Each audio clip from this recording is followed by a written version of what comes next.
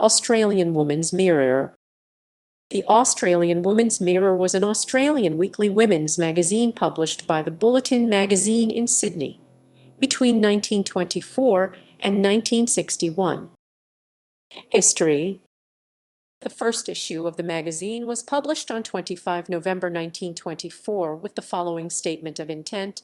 45 years ago, a small company planted the Bulletin, and its growth has been so remarkable that today the paper is known and read not only in all parts of Australia, but in every English-speaking country.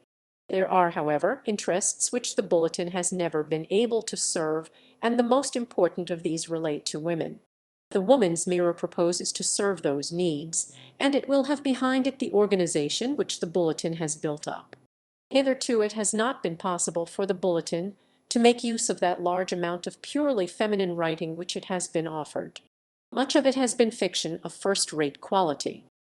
The Mirror will present to Australian women the best of this work, along with the work of men who appeal particularly through serials and short stories. Australian women writers and Australian women readers will for the first time be brought together, and it is appropriate that the first serial will be one of great interest by Ethel Turner, the best known of all Australian women novelists.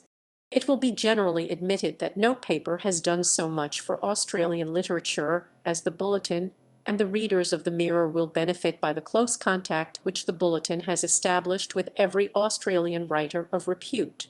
The story section will, however, be only one of many with which the Mirror will appeal to Australian women. Every feminine interest and activity will be served in the best way that long experience can suggest and money can command. Specialists will help the paper's readers in their dress designing and building, others will help them in the 1,001 matters that perplex the housewife.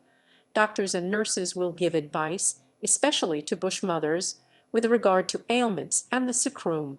Even the lawyer will be brought into the service to make plain some of the problems that disturb women. But the woman and the girl of today ask for more even than all this. They want to be able to talk entertainingly. The Mirror will set itself out to supply the material. It will tell them a little about books and the people who write them. It will tell them something about plays and players, about pictures and those who make them, about games and the people who are famous in them, about music and musicians. It will have its contributors in London, in Paris, in New York. It will give the country girl an opportunity to tell the city girl the interesting things of the town. The field is astonishingly large and attractive, and the Mirror believes that it can cover it all without ever printing a dull page. The magazine was continually published until 28 June 1961, when it was merged with Weekend Sydney, NSW, to form Everybody Sydney, NSW. Contents. The magazine's contents included the standard recipes, knitting patterns along with articles about fashion, holiday destinations, and household tips. On the literary front it included, on a regular basis, short stories, poems, and serialized novels by such authors as Ethel Turner, Zora Cross, Mabel Forrest, Roderick Quinn, Myra Morris, and Kathleen Dalziel, amongst many others. The Australian Woman's Mirror was the first Australian publication to feature the American comic strip The Phantom beginning 1 December 1936. The Woman's Mirror publication of the Phantom strip resulted in the character becoming popular in Australia.